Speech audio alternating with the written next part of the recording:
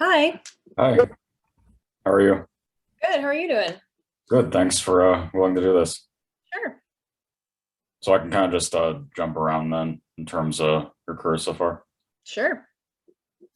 I looked up, of course, I read up on your background, and for anybody that doesn't know, why did you originally move to LA to pursue? Not acting actually. Yeah. I'm definitely in the minority there.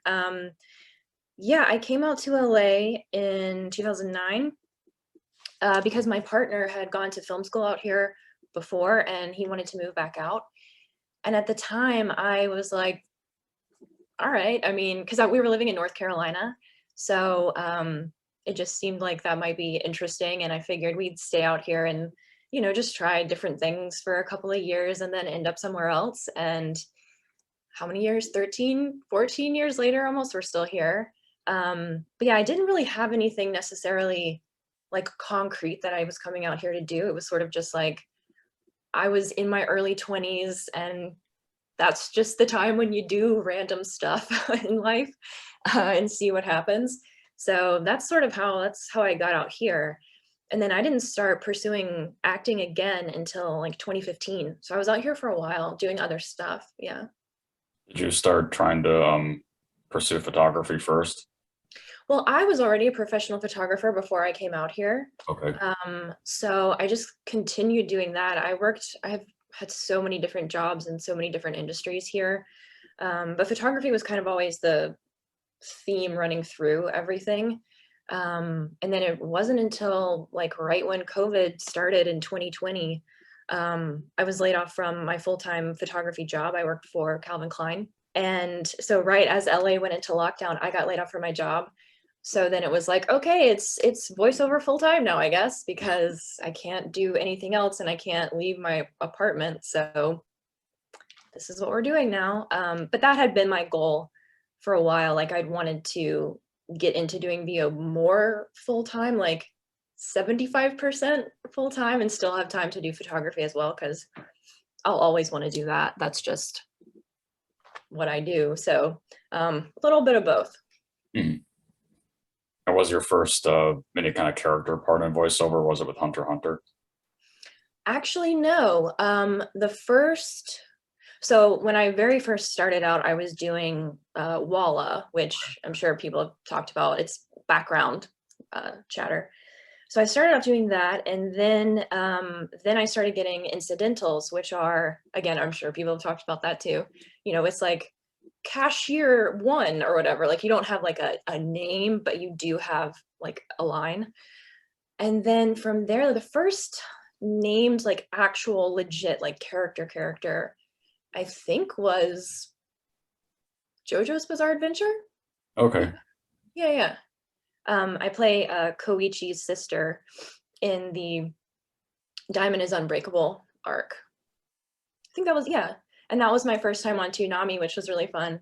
I always, whenever I think about that, I always laugh because I went to a friend's house to watch that episode when it came on Toonami that weekend.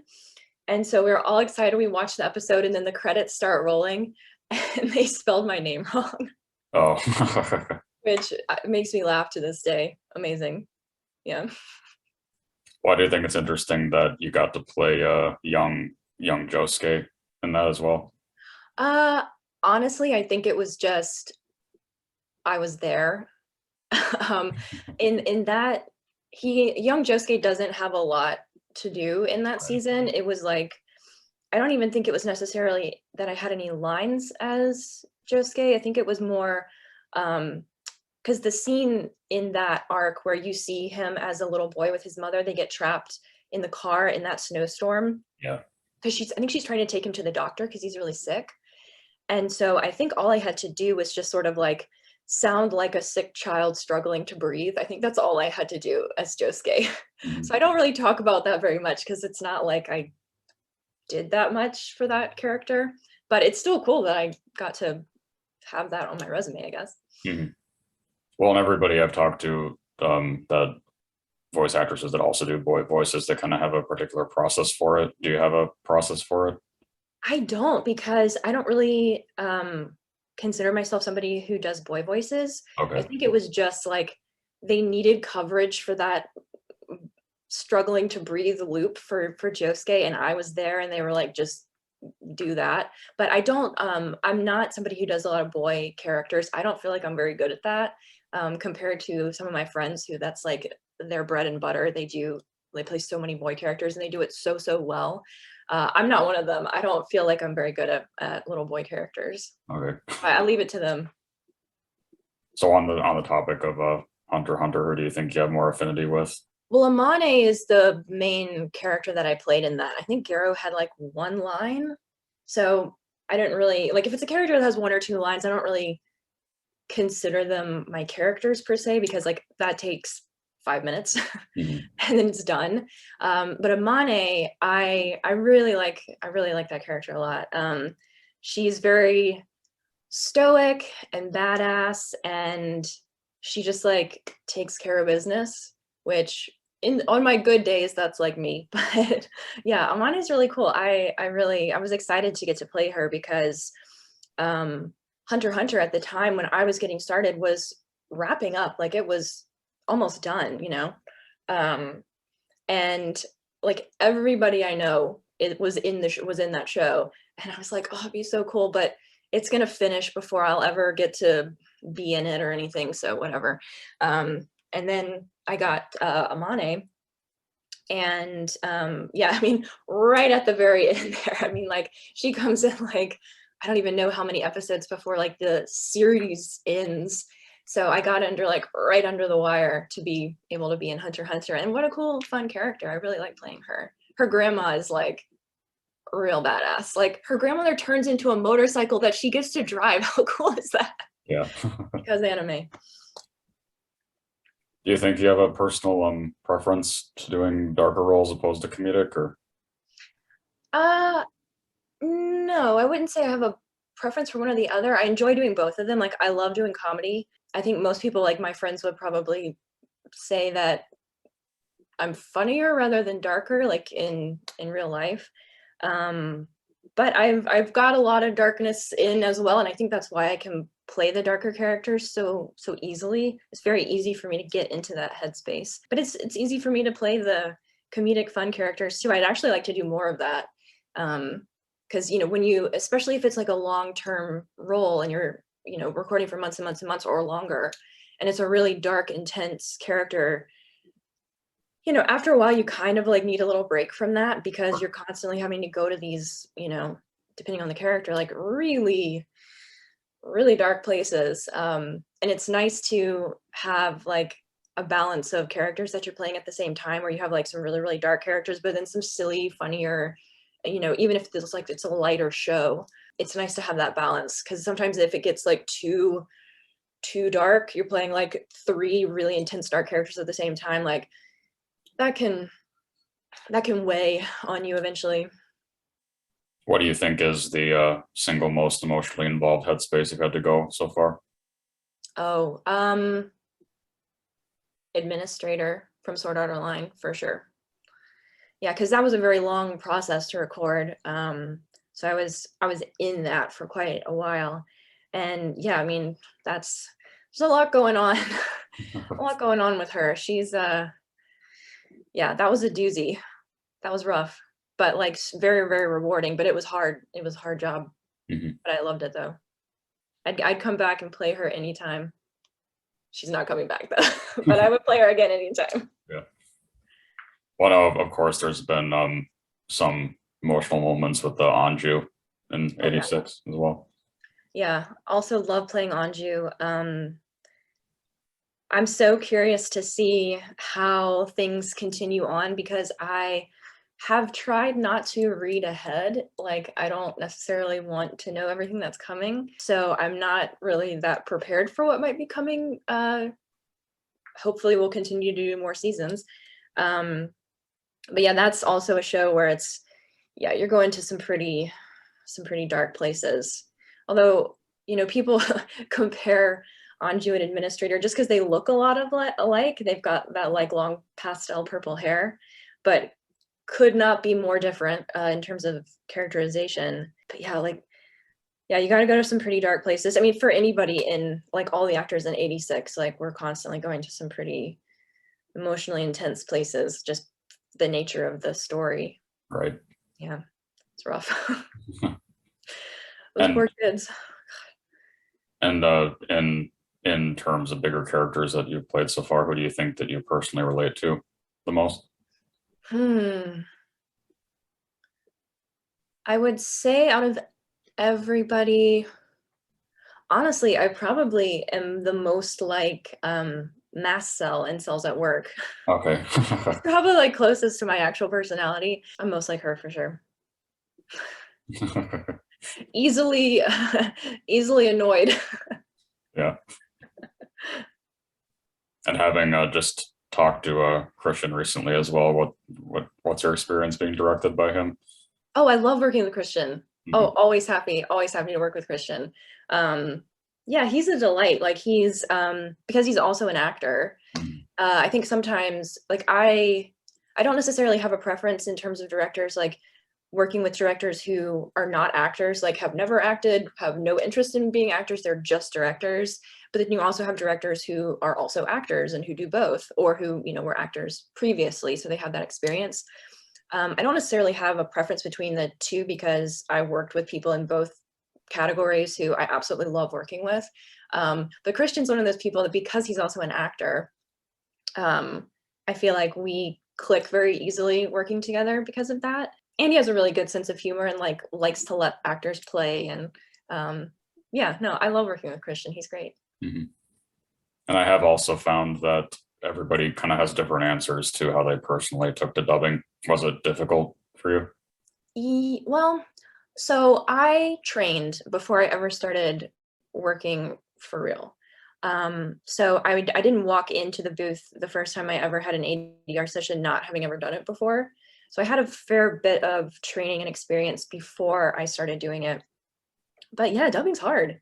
Mhm. Dubbing is its own skill. And I find that if I'm working on like a lot of projects that are not dubbed, and then I come back to dubbing after say a couple weeks or a month or something, it's like working out. You can tell that you haven't done it in a couple weeks or a month, because it really is just there's so much going on in your brain that you have to like there's a lot of plates that you have to keep spinning in the air when you're dubbing because you know, you're matching sync, you're looking back and forth between the screens the entire time while also maintaining, you know, the integrity of the performance.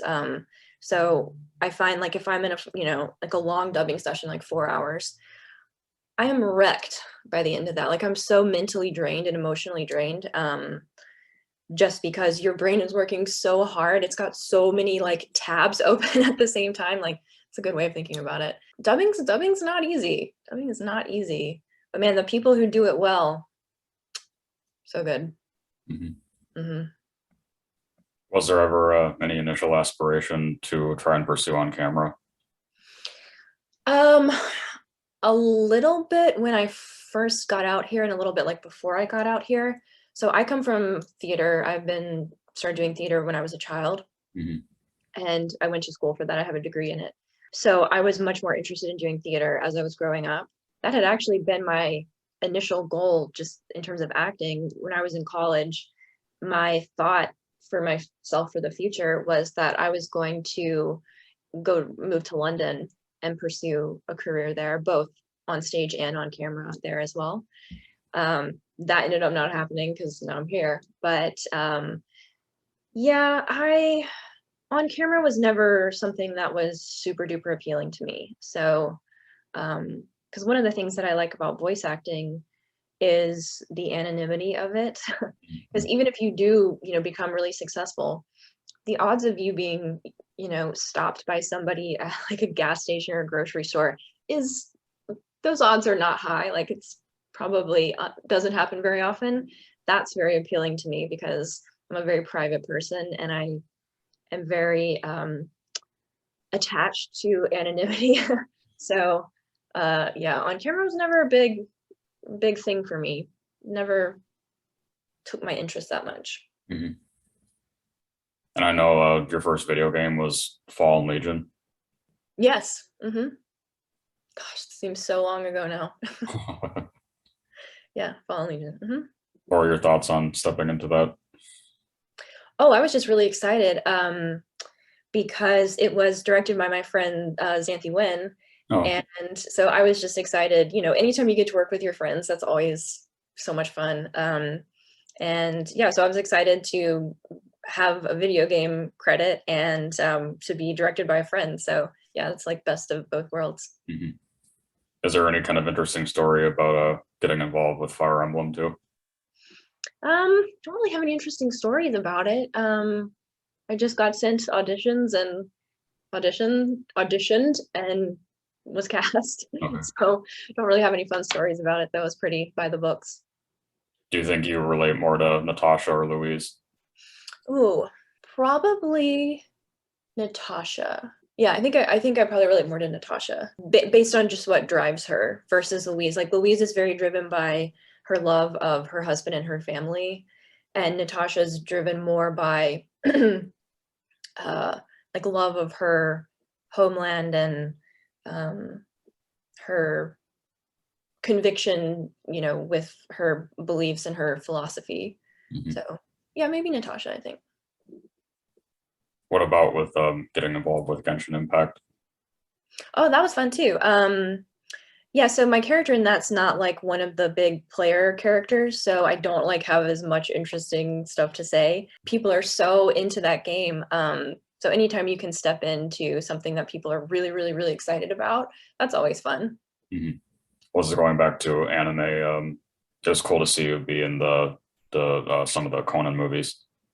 Yeah, yeah, that was fun. Same with, you know, anytime there's like a really popular game, it's always fun to step into that. And same with, you know, especially a franchise like Case Closed. It's so massive and it's been around. It's just like an institution. I mean, Case Closed is a real institution. Uh, so to be able to, you know, have any little part of that is really special. Uh, yeah, and Jody, you know, she pops up here and there because she's not like part of the core cast, you know, because she's American, she's an FBI agent. So yeah, she occasionally pop up in some of the movies, which is always fun. So yeah, anytime you get to do something that's like such a long-standing franchise like that, that's so beloved, that always feels really special too. Mhm. And just generally, what do you think is the case where you've had to alter your voice the most significantly? Probably the character I played in Paladins, the game Paladins. Okay. Um, yeah, I play a character called Dragonborn Moji, and she's so cute. She's like a little steampunk rabbit, and Oh. she rides a two-headed dragon. She's very cool. But yeah, so that character, I remember I auditioned. I gave them a couple takes in the audition because they said they were interested in an accent, but they didn't have anything in particular that they wanted. So if you had something, go ahead and do a take. And so I did a take with her, like as a very feisty British accent kind of thing going on, and that they really liked that. And so they wanted to use the accent for the character. And yeah, so not only does she have an accent, she also is like kind of like feisty, scrappy. None of my other characters sound like her. Mhm. So she's probably the biggest departure from my natural voice, I would say. Yeah, because I don't do a lot of accent work either. Mhm. This is a more of a darker series, but Mio Kakegurui. Oh man, that show is wild. So wild. Yeah, that was really fun. It's so fun to play bad girls. And she is like she she gives administrator a run for her money in like how dark she is. Mhm. Like she is ready to kill anybody.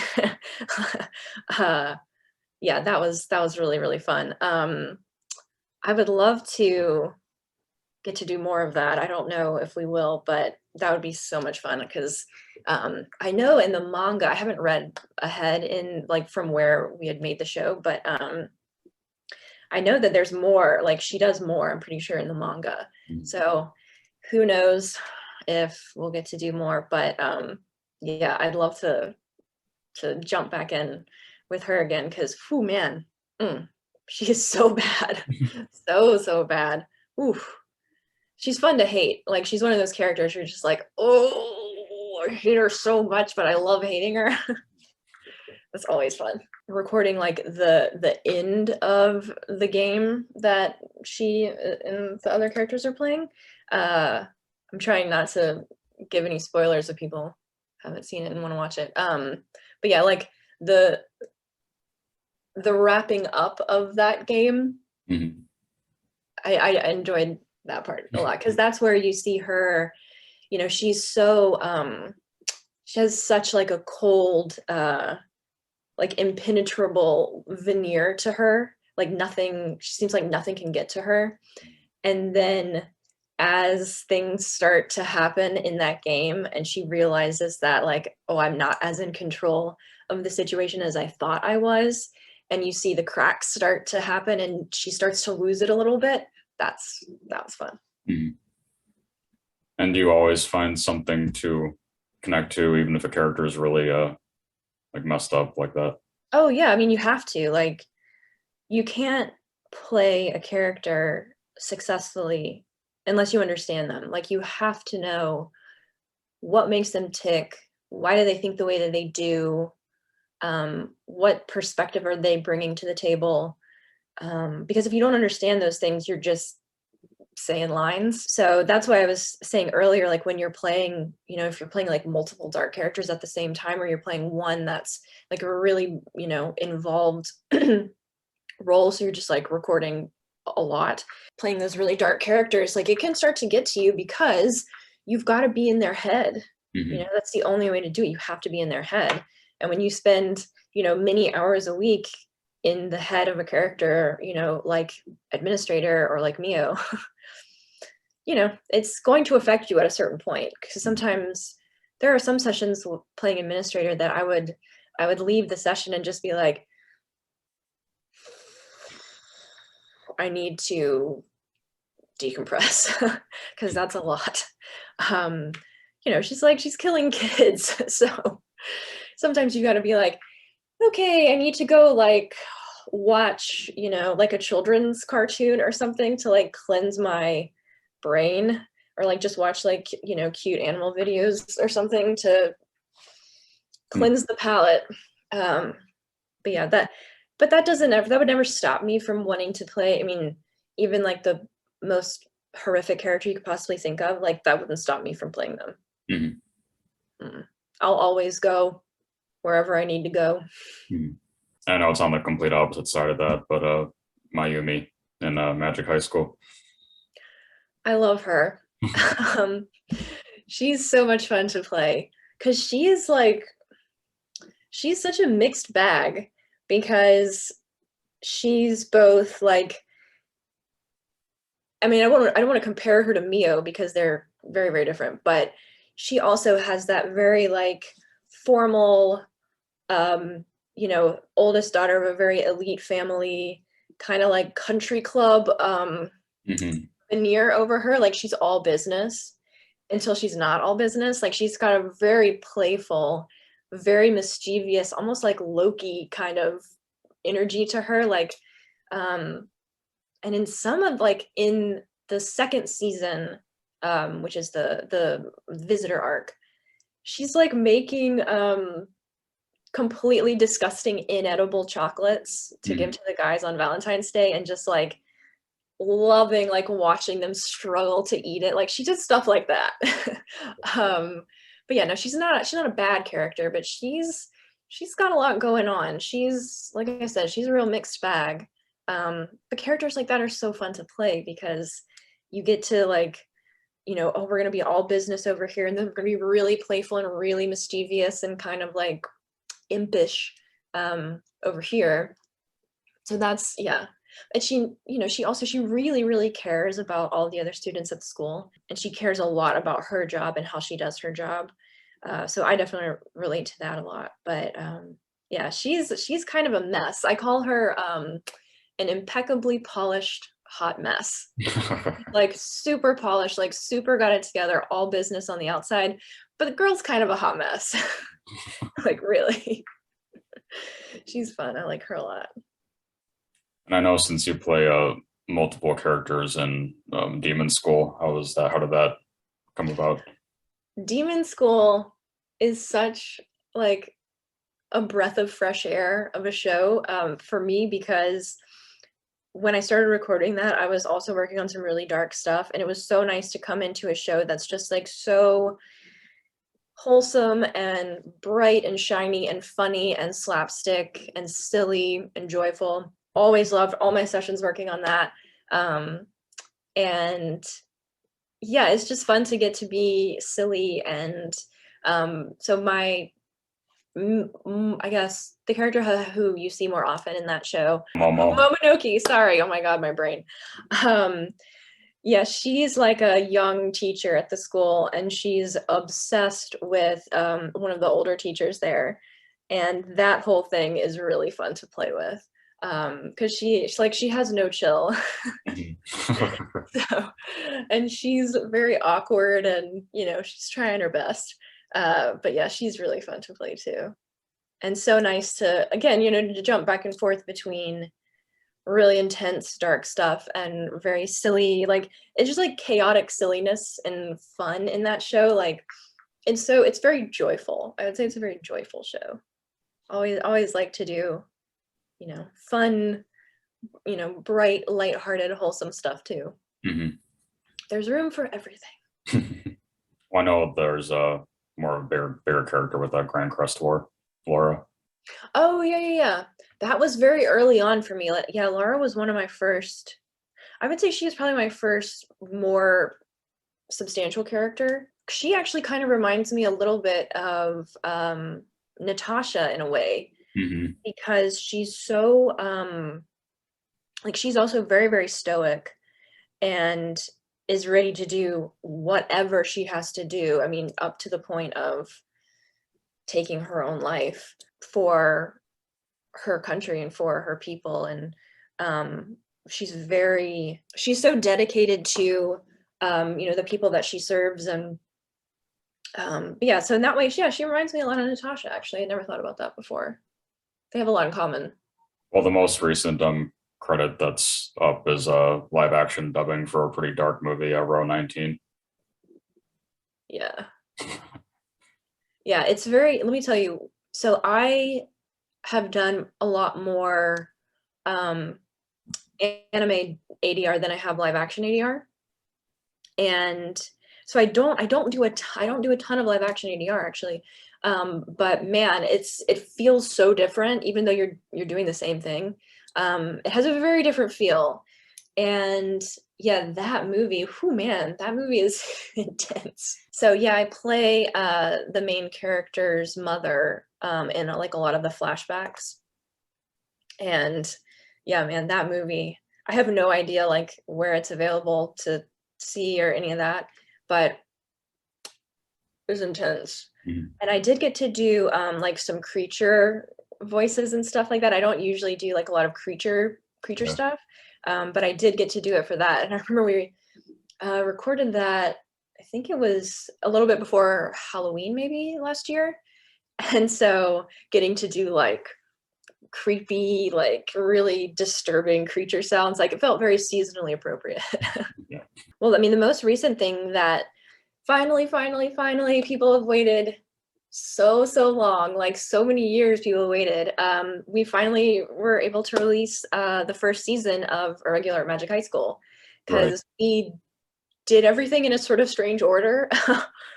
So I recorded the second season, and then last year we had the spin-off series come out, the Honor at Magic High. And then first season came out, so it was kind of in a strange order. But it's finally out now, and people can stop asking when we're gonna dub it, because it's out, it's done, it's there. You can watch it. Because yeah, for many years people have been asking, and I'm like, Mm-hmm. I don't know. I have no idea. I can't tell you anything. But no, yeah, it's finally out. Like that was within the last 2-ish weeks, I think that finally came out. Oh, wow. I'm so glad people can stop asking when the dub's coming out. Yeah. It's out, it's here, go watch it, yay, it's done. Yeah, so I actually just went through and watched a little bit of it last night, actually, because I always want to go through and just hear my work, um, make sure nothing sounds too cringe, Hmm.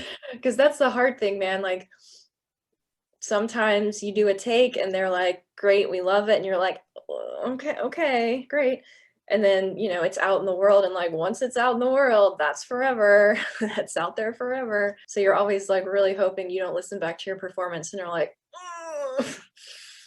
He, there's like a line in every show or, anything you worked on. There's always like one line at least where you're like, I really wish I could do that again because I would not have done it like that. I don't know what I was thinking. Well, and I know, of course, your career is still blossoming, but my final question is always asking, what do you want your legacy to be? I feel like I might be a bit of an outlier because I don't actually know how ambitious I consider myself. I'm not somebody who's like, I've got to be in everything. I've got to be like booking left, right, and center just constantly. I've got to just be like in everything, everything, everything. I don't feel that way. Um, and so, I mean, I guess like I don't hustle the same amount as a lot of other people because I feel a little bit more relaxed about things. And I guess that's also because I do other creative work. Like I don't need voice acting to be like my everything, Mhm. in terms of my own creative fulfillment, because yes, of course, like I do get a lot of creative fulfillment out of voice acting. I mean, I wouldn't do it if I didn't. Um, but I also get a lot of creative fulfillment out of the other, artistic work that I do. So I think because of that, there's not as much pressure on me. I'm not putting as much pressure on myself as a voice actor, I guess. I'm kind of like, we'll just see what happens. And um, like I wouldn't really consider myself like a hardcore go-getter like a lot of people are, and there's nothing wrong with that. But so yeah, it's kind of hard to say. Like, I mean, I would want um people to think, when they do hear me in something that I sound good, I sound, compelling as that character and that they enjoyed the time that I was on screen. um, and yeah, I mean, as same with anything, like same with, the work that I do as a photographer. Um, I just want people to be like, yeah, that's good. Mhm. That's kind of the bar for me. Like, I just want people to enjoy what I do, when I'm lucky enough to have opportunities to do things. So I guess that's my answer to that one. I don't have any like grand, I've got to be in every like and everything and just like, you know, kicking ass left, right, and center. I'm okay if that's not how things go. I'm honestly, I also think because I got into this a lot older than most people, I'm a lot more chilled out about things. Like I took my very first class, like my very first voice acting class when I was 30. Mhm. So I think because I came into this like as a grown ass adult, who had already had like a career before that and had already done like so much stuff with my life that I'm pretty chill about things. I think that's just like you mellow out with age. I'll Mhm. just say that, which is great, by the way. It's so nice. Like the older you get, man, at least for me, the older I get, like the more chilled out I get about stuff. And you're just like, man, life's life. What happens, happens. I'll do my best. And if my best's not good enough, then try again next time. And, Mhm. you just go easy. Don't stress yourself out too much because, you know, life's short. Mhm. Just got to enjoy the ride. And whenever the opportunities come up, I take them and I give it my absolute best and hope that people enjoy my work. And it's kind of all you can do. So, Mhm. but yeah, just try to have fun. Because at the end of the day, like this job's supposed to be fun. That's why people want to do it. Because it seems really, really cool. And it is a lot of the time. Always check in with yourself and make sure you're still having fun, is my advice. Because when it starts to feel like a real slog and it's not fun anymore, you know, maybe it's time to either take a break or try something else. 'Cause Mhm. like I said, life's short. We should do what's bringing us joy, whatever that might be, you know? Well, thanks. I'm glad that we got to do this. Yeah, thanks for asking me. Yeah, I'll be sure to, once I have it up, I can send it to you if you want to see it. Yeah, totally. Okay. Well, thank you. All right. Thanks. Have a good one. Take You too. care. Bye. Bye.